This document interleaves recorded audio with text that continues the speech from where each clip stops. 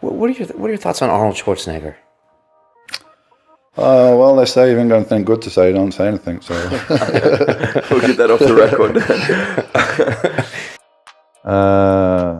To put it in perspective, then I think the people that I'm friends with are just the regular guys from the gym and so on.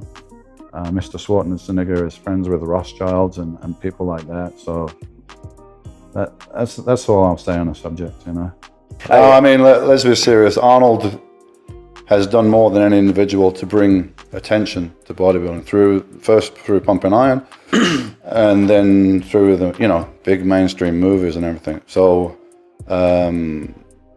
he gave the sport a big boost through that. So we have to be thankful for that. But honestly, I don't know him really that well. We had a bit of a he felt that he had to attack modern bodybuilding and myself as the leader of modern bodybuilding in the mid-90s through the magazines.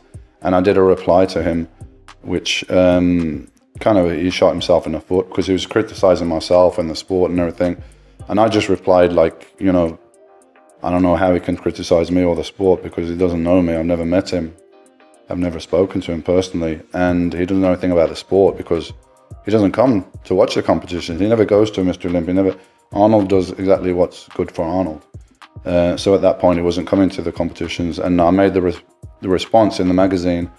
And I think the feedback they got, male-wise and everything at the time, was pretty much 100% in my favor.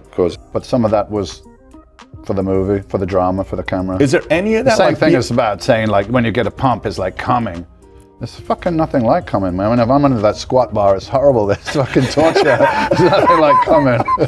Let me tell you, but, you want to sell it to the public? Arnold's achieved a lot, and perhaps because he has a huge ego, And there's a guy called Mike Mensa. I don't know if you're familiar with Mike Mensa. Mike Mensa and Arnold were big rivals, and Arnold won the 1980 Mr. Olympia over Mike Mensa. And it was very, very controversial because Arnold came and bowled up at the last minute and entered the contest when the rules clearly stated that you had to enter at some time period before, but the rules were bent because it was Arnold. And Arnold's friend was a promoter, and a lot of Arnold's friends were on the judging panel, and Arnold won the contest. And pretty much everybody in the sport knows and accepts that he shouldn't have won that contest. So it wasn't probably that great for him. Okay.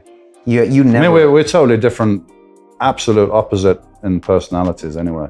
I'm an introvert, Arnold's an extrovert. I don't have any ambitions of conquering the world or making my next 20 million or 30 million in a movie or going into politics or anything like that.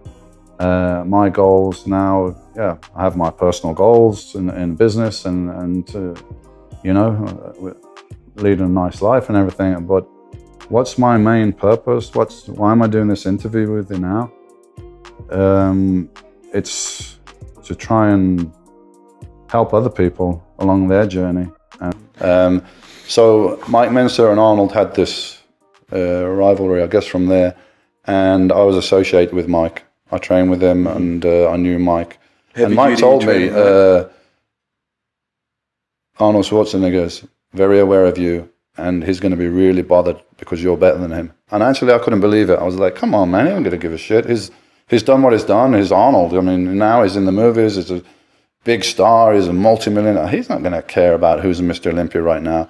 And Mike Mensa said to me, trust me, you don't know him. He cares, and he cares a lot. And that became apparent because a couple of years later, I got the attack in the magazine.